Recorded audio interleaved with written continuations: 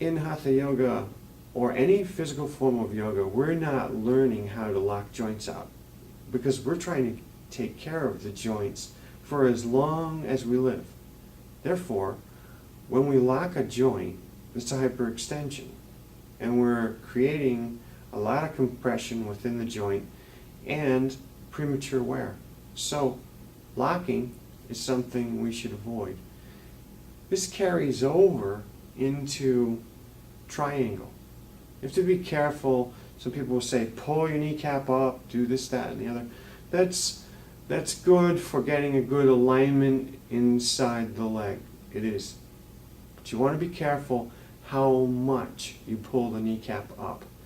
I work with somebody right now who I cannot believe her capability of hyperextension with her knees. She's unbelievable. She can make her knee, it's actually scary. So the point being, this person should allow for just a little bit of sponginess in the knee. You want to draw the kneecap up, fine. But there's a certain point where you have to realize that each joint should have a certain amount of play. You're balancing on one leg, or you're in triangle, or you're doing up dog. Any of these things where you see people commonly lock joints, we shouldn't be locking joints at all. So avoid joint locks. Then there's another point.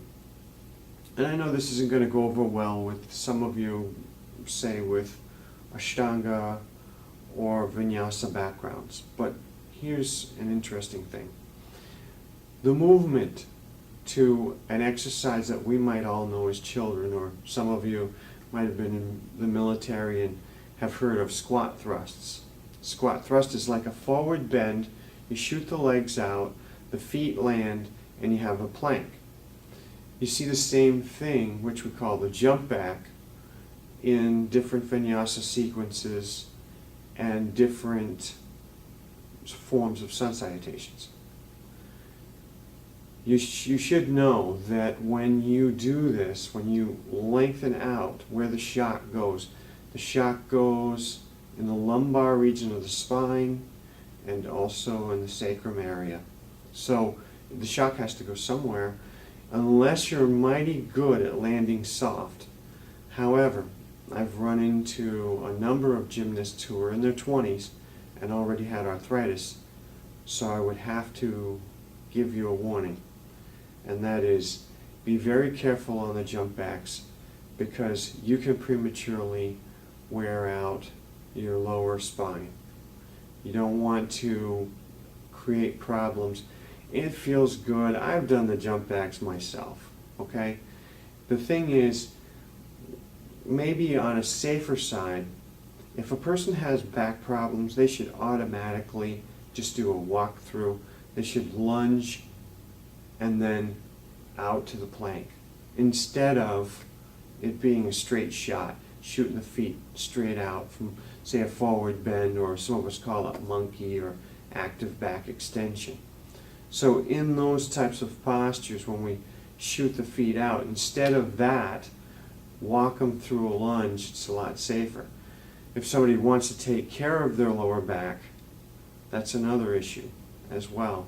So before you do jump backs, I would at least give a warning out to all the students.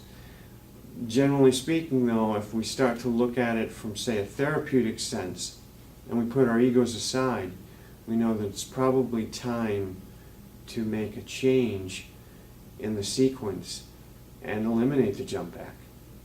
So I'm sorry to say that, but it's one of those things where if yoga is for preservation of our being, physical, mental, spiritual, emotional, and so on, we know that if we're in physical pain 10, 20 years, 30 years down the road because of yoga practice, that doesn't go well. So those are some things to consider. You have plenty of options on all of these, and you don't have to take my word for it. Do a little bit of research. Follow up with or network with physical therapists in your area, and follow up on sports medicine and anatomy. Take some anatomy courses. Those types of things will help you realize a lot more about body mechanics and taking risks. Namaste.